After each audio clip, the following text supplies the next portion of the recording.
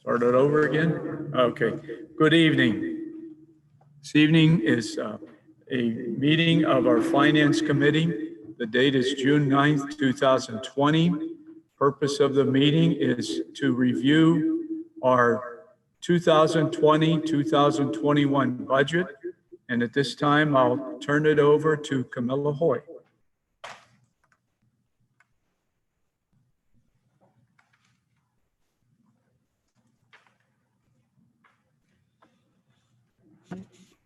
Good evening. Dr. Priatel did ask for a few minutes here at the beginning of the meeting to discuss the Penn Lincoln elevator. And I have everybody in the same room. The elevator at Penn Lincoln is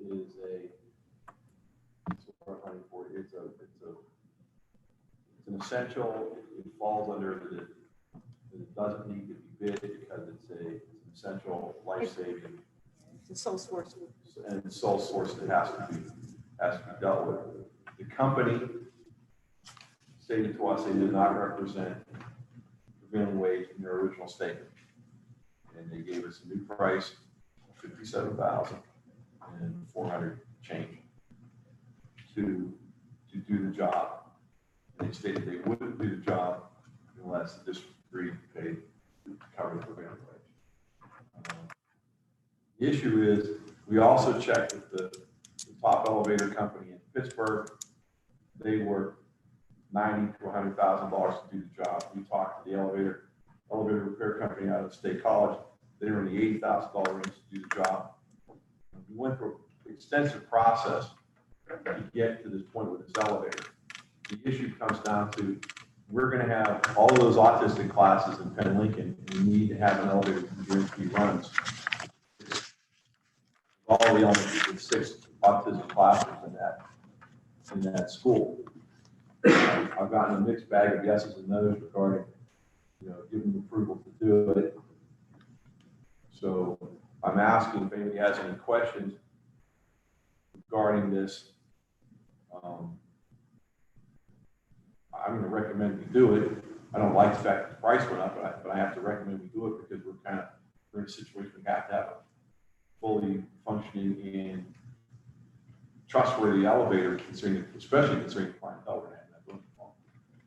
I mean, my question was, is it our responsibility or is it the responsibility of them to, because they misrepresented the bid? But it's not a bid. They can just decline to do it. Okay. I mean, what it comes down to is they're saying they can't do the job for $49,000, so they're just going to decline to do the job, which means it's then going to fall to the next person, which would be the group out of State College, and we're looking at a quote from them between. I want to say it's going to be around $80,000, significantly more. So it doesn't make sense not to use Eastern to do the job because our next closest quote was extreme.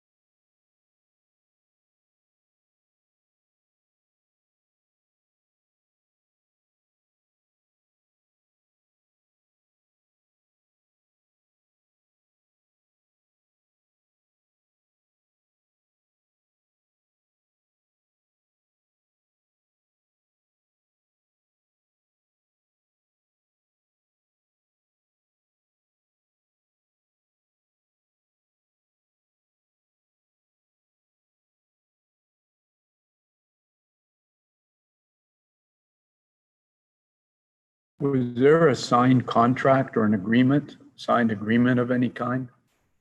What happened is on their initial quote,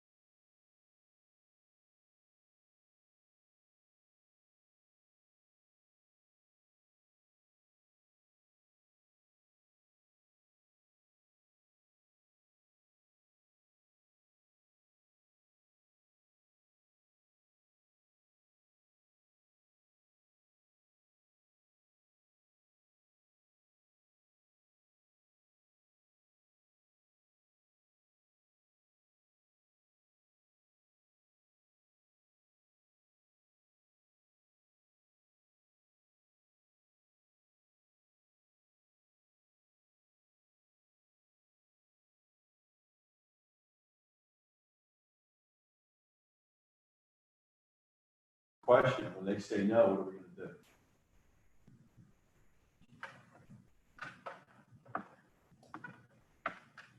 And I think if they say no, we get a signed agreement to that amount and don't exceed that. You know, because we're going at 47, they're saying 57. We said we had 55 in the budget for this. So we say, we'll give you 55, but we want you to sign the agreement at that amount. But I would still rather try to split the difference first. Right. If they say no, then that would make sense. That could be the fallback. We can do that. But again, I'm gonna just ask the board because I have to have an elevator in fall. Yeah. I would think a fallback then after the third thing would be, okay, capitulate. I mean, we have to have the elevator and it still is, what, 23,000 less than the next lowest bidder. But I think it's a lesson learned, you know, as we proceed here, we gotta be careful of those things. I know back in the day, if a elevator was proprietary and you didn't have to do the bidding process and so forth. But other than that, I thought it was, if it's over a certain amount, you have to not get 3 quotes, you have to do a full bidding process. But of course, that was 10 years ago. We discussed it with Carlos whether it needed to be bid because it was proprietary and because it was a essential life sustaining element of the building. We did not have to bid it. The 3 companies that did bid gave us 2 who gave us higher prices and Eastern. All could handle the repair, but none of them were as close to where Eastern was as far as giving us a realistic number. And it tells you some real important thing to keep in mind. Since this elevator is needed because of the children that will be in that building, the thing we have to plan for, what happens a day that the elevator doesn't work? What's the plan? Because parents could come back throwing federal lawsuits at it and at us and things such as that. So I think it's incumbent upon us, since the elevator is necessary, to have a plan B to deal with the day that it may not work. Well, we have a plan B with the ramping around the building to deal with it, but again, with the 6 autism classes, that's gonna stress plan B exceptional. Right, it would, but still it would need to be in place. That has been reviewed by Michelle. She feels we're in good shape as far as having an alternative plan, but we need the elevator. Right. Okay. So what do you need from us? Some kind of consensus? I'm going to put it on the agenda for June 23rd. I just need to know what the board wants to do so that we can call them up. We can split the difference. First of all, the original was 49, 47. Just so everybody understands, it's a $7,000 increase. So we'll either Susan and I will offer them the difference between the two, which would be 53. If they say no, then we go to 55. If they say no, we've got to go to 57. We have to get the elevator. That's fine with me. It's fine with me. All right. All I need. Okay. Okay, let's proceed then with discussion of our budget, proposed budget. Thank you very much. Last night I had handed out to the board, or Dr. Malloy had handed out the packets that include a printed copy of this slideshow, as well as a little bound budget book that goes into a lot more detail on some of the line items we'll be talking about tonight. So as we go through the slides, I may refer you to a page within that budget book.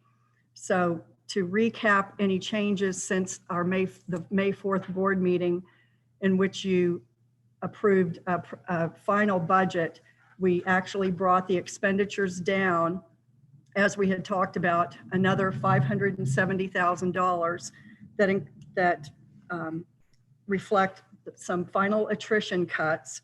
We removed the AMPS legal fees. We included the AMPS, the Altoona Cyber Academy restructuring. And on the revenue side, we had some updated local and state information, which unfortunately offset the Title I staff realignments that you'll see on the left side of the screen. The federal increases of $478,000, which we thought were going to increase our revenues in total. But when we received reassessment certifications, our local losses were down. And then what we've been told for the state funding would be level with this year, which is actually a little lower, in our basic ed subsidy and our special ed subsidy are a little lower because of the revenue that came in to the state this year. So I've updated that with the state losses. So the net increase is $25,000 more in revenues and about $570,000 less in expenditures. So we've brought the deficit down even more. We still have $950,000 in the budgetary reserve, and we have not included anything for our federal CARES revenue yet. We do have an extended, it carries over a couple of years, and we're still working on the best plan to use that funding to help offset local expenditures. And some of it may be in actually this year, 1920, some may be in next year, a bulk of it may be next year, but then we may be able to use it into the following year as well. So we're still working on the plan and working with our federal programs advisor to make sure that what our plan, when we come up with our final plan, they will approve it and we'll be good to go. So that 2.4 is still not included in any of these budgeted numbers. And just for a talking point, if we went to the referendum exceptions in raising taxes, we could potentially be within 2.2 million of a balanced budget, and that's still factoring in the COVID effects on revenue. So we've all worked very hard this year to reduce the budgets, and we thank you for your ideas and for your support on that. And we've had budgetary reductions of almost $6 million through teacher retirements. With some of the restructuring, we've attritioned 8 positions. The Ebner modular will be removed and we won't have that rent anymore. With these healthcare reductions, with reference-based pricing and removing CTC from our claims, another 1.5. All these things we have talked about in the past, in our past meetings, and this just summarizes it.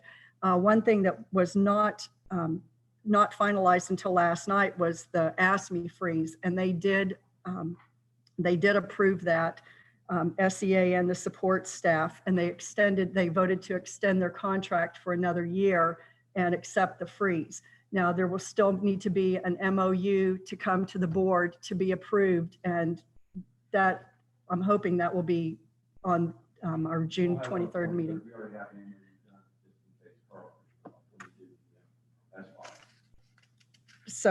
So in total, thus far, 5.4 is reduced from the previous year budget and from the budgeted deficit.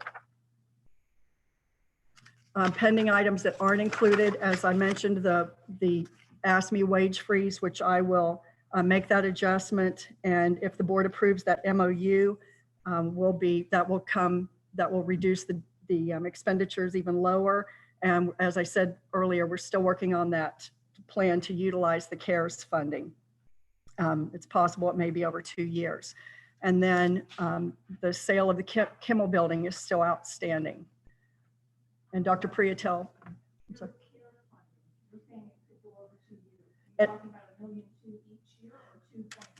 We have $2.4 million that we can spend from March 13th of 2020 until September 30th of 2021. Yeah.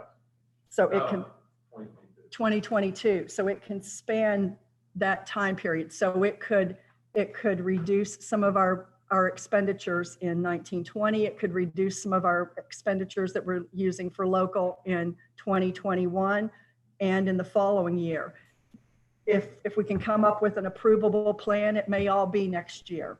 But right now we're looking at some computers we purchased this year, which were actually used because of the COVID-19, for students to have laptops at home, which fits right in line with what they are recommending. But we want to look at all angles and make sure that we're not charging something that could be eligible for some other. We also have another pot of money from the state. So we're just looking to make sure that we can get the biggest bang out of our local buck using that 2.4. 2.4. Correct. And just to clarify, so this year's budget, okay, 1920, and I'm just pulling numbers from my head, so give us the actuals. Expenditures projected for this year were 114 million. The revenues were 100. It all came out. We had a projected $8.5 million deficit for this school year. So by reducing expenditures, making things more efficient, we were able to move that from 114, it's actually 114.5 million, to a little bit less than 110, 4 million there. And then some of these other things we're probably talking about a difference with revenue loss. I would say 3 to 4 million. What would be I mean, I know that's probably on the next screen, but what I want to lead to is just to say that did a heck of a job. Chuck and Camilla, I mean, you really need commended. If I can, the CARES money, we have 2.4 million in CARES. Sorry to sit behind that, kind of like interrupted.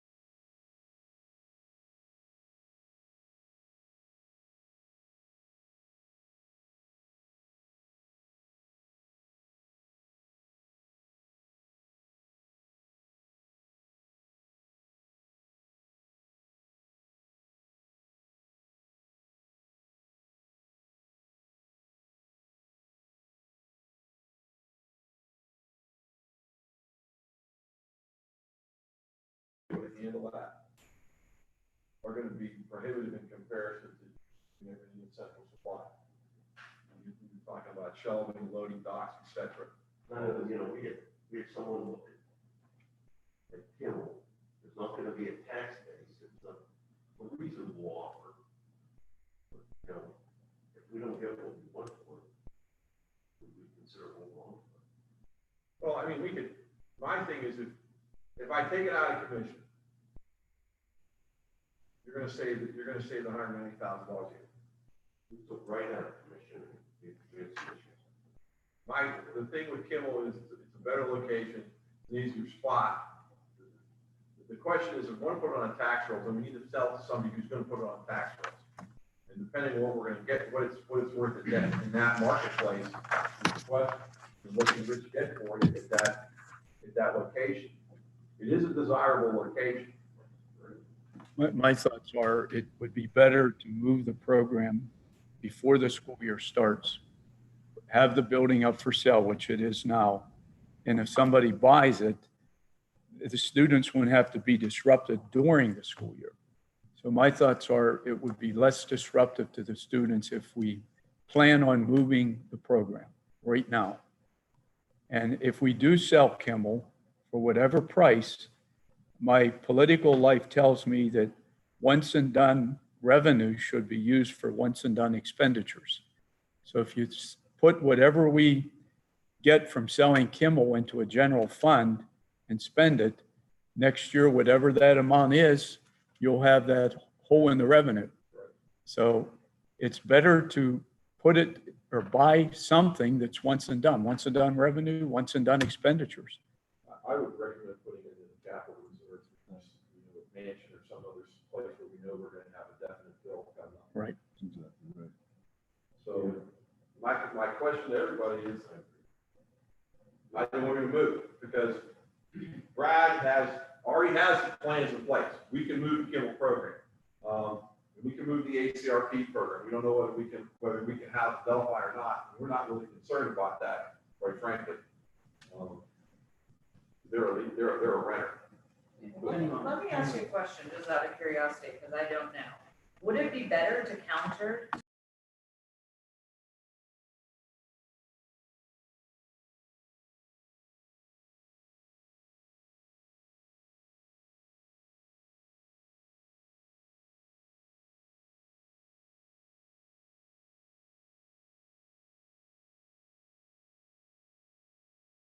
Obviously, I would recommend counting the offer that we have to see if we can get to where we feel would be acceptable. But I agree with Dave, we turn it into a taxable property. I agree with that too. I'm just saying if we don't, would it be better, to get rid of it prior to the start of the school year, if we're moving the program thing? I don't know. My concern is having it fit in. Right. That's why I'm asking. That to me is not a good situation. The people who want it, they want to be able to close by July 31st so they can move in and start what they want to do. That is a private school entity, and it's going to be a nonprofit, and you're not going to look at adding the tax base. Well, Rich has only had a week, so I know the signs are up and that kind of thing. I'll probably call him again tomorrow. You can't expect a miracle, but likewise, let's say somebody buys it and it turns into a taxable property. Let's just say that they pay us half of what we feel is worth. They give us $400,000, but they're going to pay us $20,000, $30,000 a year in taxes forever. That's beneficial. So from that standpoint, an offer from somebody who's going to turn into senior citizens apartments or turn it into something else like that and add on to it, et cetera, is more beneficial to us because they're going to add value. And in turn, that's going to be more real estate taxes. But we've got to give Rich a chance to get it out there. I know he's talked to a couple of people, but I believe real estate has just been opened up by the state as per Governor Wolford last Friday. So Rich has basically had 2 days, 3 days to seriously entertain anyone looking at it. with historic low interest rates. But I think the question, again, you folks need to know from the board, do we want to move the program to start the school year because you have a plan in place? If you say wait till it's sold, you'll be moving them probably during the school year. And I'm just saying, my opinion is it would be less disruptive to the kids and program to let it be done now. If we can do it by August 1, we have more than enough time to get it all relocated. The way that it's set up now is they have classrooms set up. So moving into those classrooms will not be a challenge because they're already set up for instruction. That won't be the biggest issue. It would simply be getting Kimmel ready for occupancy by somebody else. Right. So with everything else that's going on, by August, we probably would have maintenance and custodial staff to be able to get Kimmel moved, so to speak. ACRP does not have a whole lot in terms of moving them. They would just need space, and then it's for their instructional materials. Our classrooms are not furniture heavy, so to speak. It would simply be moving some general technology and some furniture, but we can make that setup relatively smooth with limited time. I would say by August, if we do definitively by August 1st, we can make that transition relatively smooth. Let's say that Rich brings us a buyer sometime in July. And we have everything signed, everything's taken care of. We can move the program, even if you don't close till later, we can move the program and they can move in September, whenever, or they can start doing what they want to do with that at whatever point in time. But for us, we would be able to move the program pretty much August 1. And what's going to happen is all the daylight classes will go to Simpson. All the evening classes will be back in Steve, because as long as we're not running the all day program at that time, there's no reason why all day can't use those classes. No, save on transportation, moving Kimmel. I utilize public transportation for the students. They all utilize Amtrak. So we have a transportation plan, unless there's special education, then they have to bring their IP and specialized transportation. And the distance differences are nominal inside the district. So that would not change the bottom line cost for the special ed transportation. Being moved could be more of a walking school. Depending on where the kids live. And then it'll be kids. So we have a couple of weeks to see how the sales progress. We have to find, as Brad has said, we can, if I was to call a special board meeting the last week of July, we can start the process August 1, and we could pretty much get it done. It's not a heavy furniture situation because we already have classrooms set up. It's just a matter of pulling the IT for the most part and moving the office furniture and that kind of thing. That shouldn't be a big issue. My point in asking the board how do you want to pursue this is because if we move the program, whether we sell the building or not, we're going to save $190,000 all year. And that's a significant savings. So I mean, if we want to set up and say we're going to wait and see what happens with Rich and how the marketing goes, no problem. As Brad said, we really need to make a definitive answer probably no later than the last week of July. And we might have to have a board meeting in July anyways because of the COVID plan for the upcoming school year. So we could easily have a special board meeting with 2 issues on it. So I have no problem. But I want to discuss it before I move forward, or I start the process, keep the process. And I think we ought to give him a little opportunity to see what's out there and see what we think we can do with it before we make that decision. If we can quickly, know by August 1st, so it can be done before school starts. Got it. That makes sense. Everybody think that makes sense? Yep. All right, so we'll finish. All right, back to Darrell. So this slide shows the budget comparison with the original 1920 budget compared to our 2021 budget. And in our pre-COVID versions, revenues would have increased $1 million over this 1920 amount. And combined with the more than $5.2 million in cuts in expenditures, the deficit would have been reduced by 62% from that 9.2 down to 3.5 from the prior year. That's when we were looking at the governor's plan of increasing our basic ed subsidy and special ed by another $500,000. So we did lose a lot of ground with COVID, but that could have put us within 1.3 million of a balanced budget. So it's just what a swing it has been since March to now. But we're still in good shape. So this next slide is just a summary of the general fund balance over the last several years. 16-17 and 18-19 both included $5 million that were transferred to capital reserve. And in 17-18, the revenues included a debt service fund transfer, well, 16-17 and 17-18 of $2+ million of coming in from debt service. And then that was the end of the debt service fund transfers in.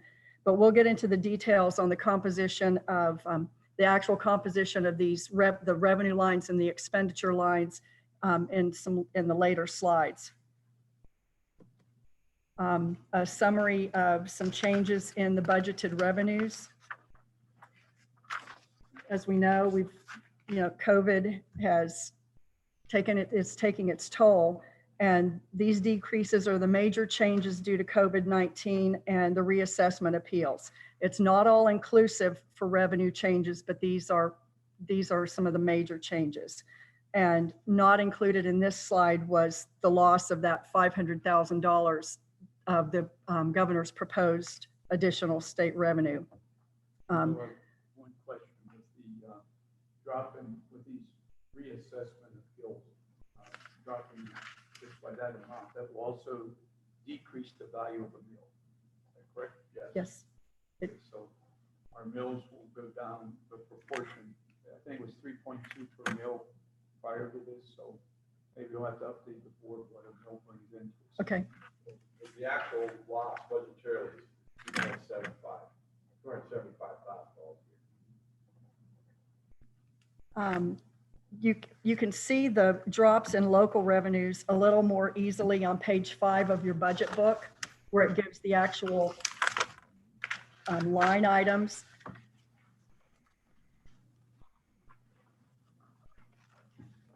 And these projections were determined.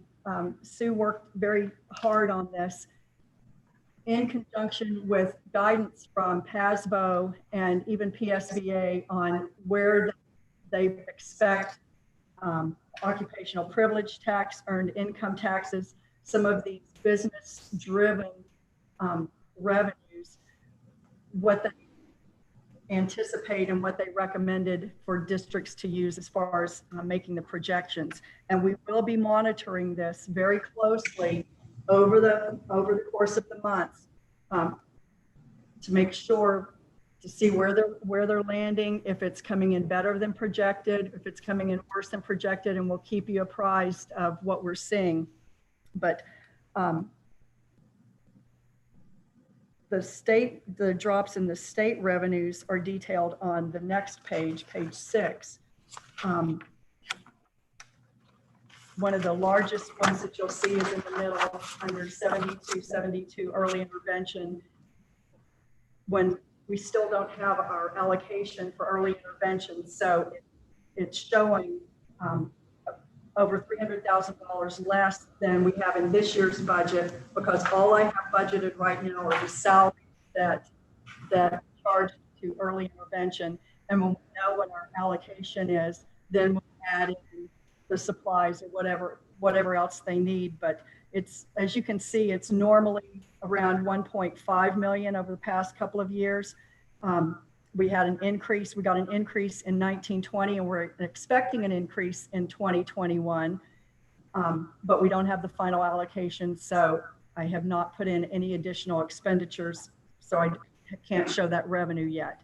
But the other place was in the state share of PSERS is lower because our salaries have dropped, which you'll see on some later slides and in your book on the object expenditures by object. When you look across the salary line, they have decreased as a result of our attritions. This is just a summary of the real estate assessment appeals that were approved last year or in 1920. But the interesting piece and the good news is there's one on here that I didn't show that was the Wright building, and the total amount of approved assessment appeals was 55 million, and the loss should have been 345,000. But this lower loss of 275,000 reflects actual growth in other businesses of 11.2 million. So where on one hand, these properties appealed the assessed values and other properties were added. So as you can see, the mall was the biggest hit. And we're hoping that some other business or entity will move in there and we can add them back on the rolls if they start going under, if they go under. This is the potential for local revenue. I just show this. Nobody wants to talk about a tax increase, but I need to inform you of your options if you choose to close the gap even further. Increasing to the index with the lower assessed value is around 715,000, 1.4 if you went to half of the exceptions, and if you went to the full amount approved by PDE, it would be about 2.2. Here's a little more detail of the summary of revenues and the use of fund balance, showing the local, state, and federal, and you can see where local revenue has dropped. It was affected the most of COVID. And if you look, it's almost at the same level of where we were in 2016-17. But again, we will be monitoring that, and hopefully we will bounce back in some of those line items, such as earned income tax, once people get back to work, hoping that we know there will be businesses that don't ever open again, but perhaps they'll be replaced by another business, and we will just be monitoring that. This is just providing a little more detail from slide 7 earlier. These are the summary of expenditures by function. You can see that all the functions have decreased as we've been working hard to reduce the total expenditures. And this net decrease from 114 million to 110 million also includes contractual and other increases of 1.1 million. And that will be, I have more detail on that, what was increased on a later slide. Here's the summary of expenditures by object, where you can see salaries dropping from the 1920 budget, benefits dropping from the 1920 budget. The reason the 300s did not drop is because I had 300,000 out of 1920 that I dropped down. We dropped down into the 800s, into the budgetary reserve, and 400,000 in the 500s has increased in 2021 under the STA contract. And we also included increases in the 300s for substitute teacher costs. We have a lot of young teachers who are starting families and having leave during the school year, and we're watching those sub costs. And I asked HR for a list of people who they know will be out next fall to start the school year, and it looks like our sub costs will be up. So we budgeted accordingly.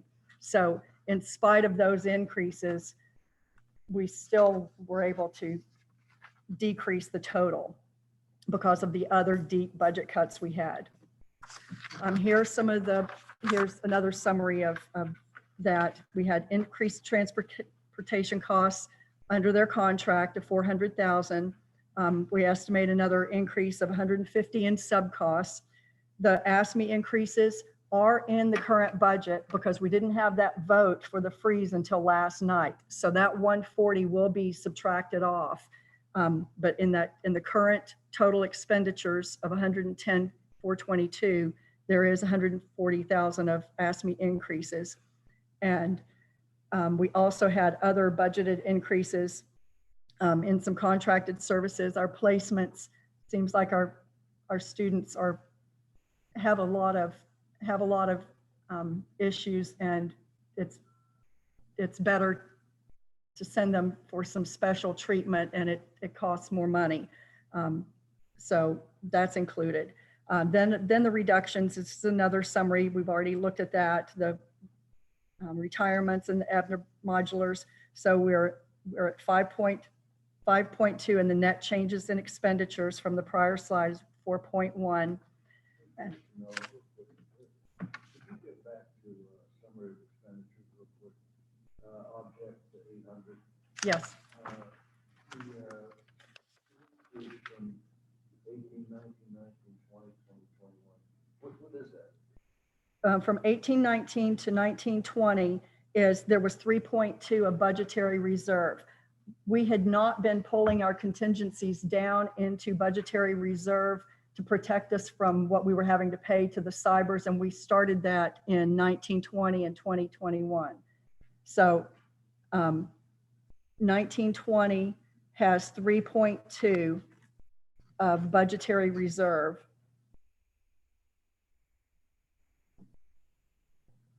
So it increased from 4 million the prior year to 5.4 because we did increase our debt. And there's a debt service slide in the back of your budget book. Part of it is debt service. 3.2 was budgetary reserve, was contingencies that we may or may not spend. At this point, we don't think we're going to be spending it.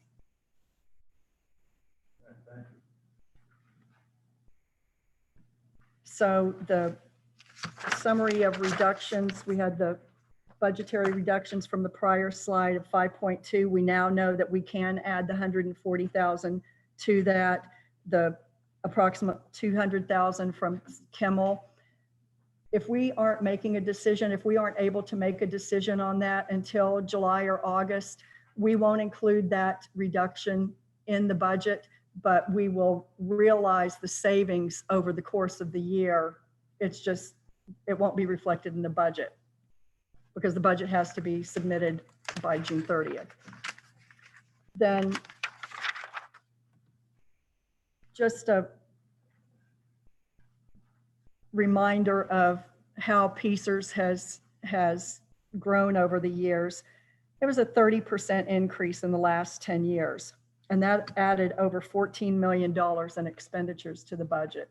When you take 34% of our salaries compared to when it was 4%.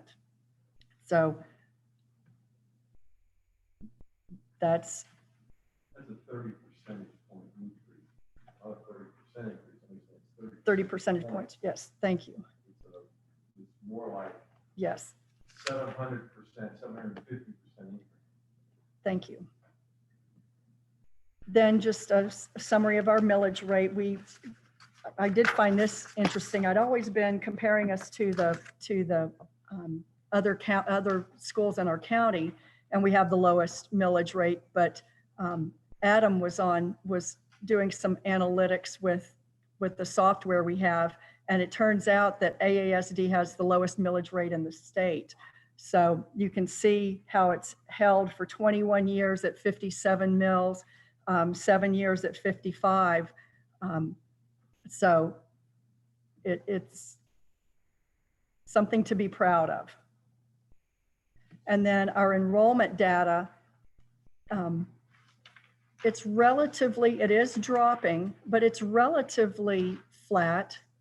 7,745, 7,749, 7,764. It actually went up in 15-16, went back to 7,764 in 16-17, and then we've had another drop, but it's almost the same between 1819 and 1920. And the 1920 numbers aren't finalized yet. Those won't be until, we won't have those finalized until the fall. So that's just that's the end of the presentation, and I'm open for questions.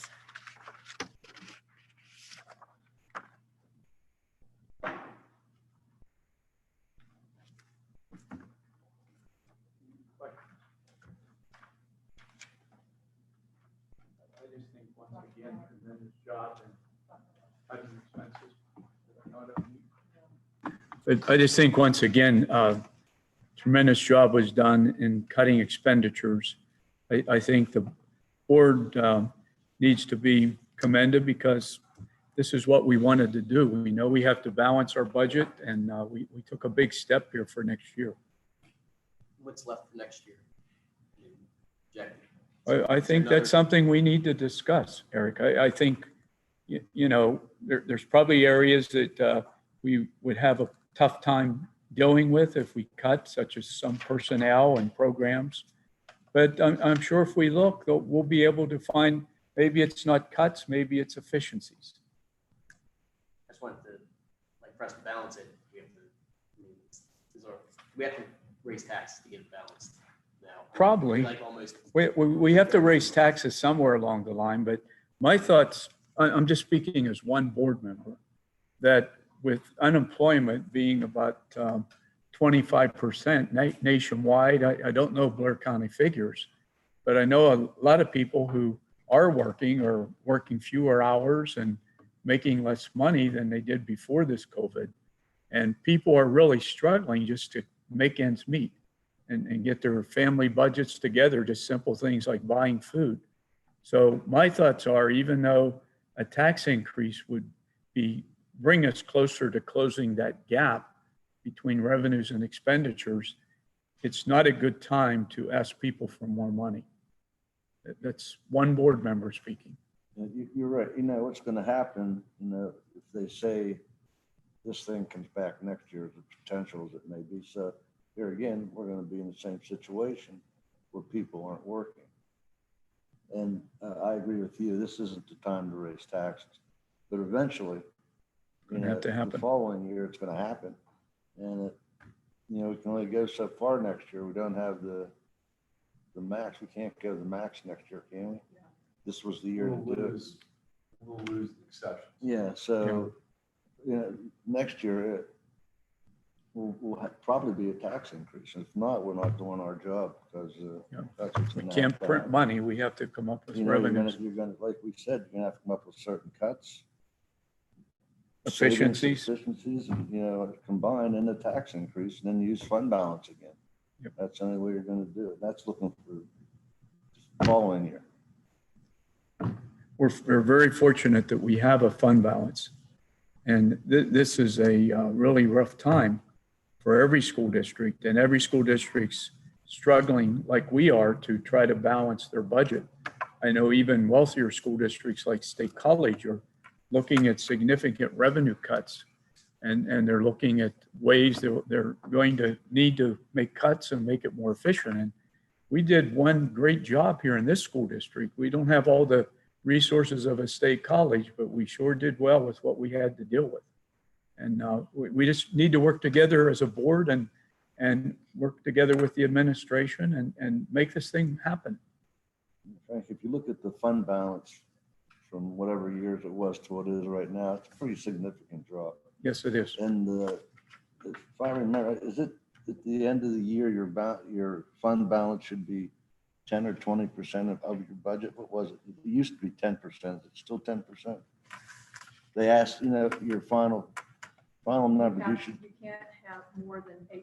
But you have to. It used to be back in the day when we had it. If whatever your ending budget, your fund balance was, should have been 10% of your budget. Say like it was $100 million budget, should be 10 million. I don't know if that still holds true or not. Under Act 1, if you have to have your unassigned fund balance less than 8%. 8% now? Um, Okay. if you're going to raise taxes. Okay. But we have been assigning fund balance for years, partially originally because of PSERS, seeing knowing that increase was coming and did come. Mhm. That's eaten into it. And I was reading an article that the homestead exemption will be less this year. The state doesn't have the money from gambling Mhm. to put into it. They've funded it. Oh, they did fund it? They've funded for it. Okay. Oh, that's one good thing. Where are we at with like cyber school, like the legislature and that? I'm preparing to do an op-ed for the paper, maybe one last push. And I don't know what's gonna happen with it. I don't think we're gonna, my personal opinion is I don't see significant changes coming between now and budget time, July 1. I do know some of the major proponents are leaving the House and the Senate. And I mean, major proponents for cyber charters. Turzai will be gone, and 2 others will be gone, so that might make it a little easier to see something coming for the next school year. I mean, for 21, 22. COVID shows that districts are able to offer a cyber virtual option to their students, even the ones that are very small. And obviously, you've already been paying, but you were forced to. I mean, so I think we had talked about here what the Senate bill was, but if anything, COVID showed that districts are capable of providing their own program, regardless of their size, and doing it effectively. I think we've shown that all along. So I anticipate an uptick in our numbers. And we're gonna have to look at our staff in terms of how we're utilizing both our brick and mortar staff to not have to offset that with hourly staff, which would be an add. If we can do it in a way that we can restructure existing staff to become primarily virtual instructors, there's additional savings to realize there as well.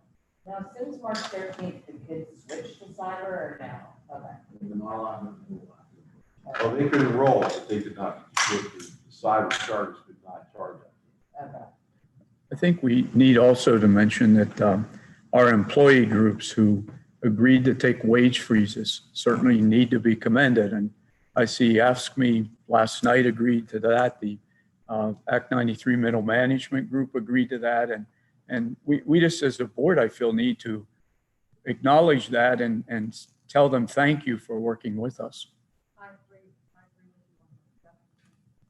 Yeah, that's big. I mean, that takes, all of us probably went through a wage freeze at one time or another. It's not fun.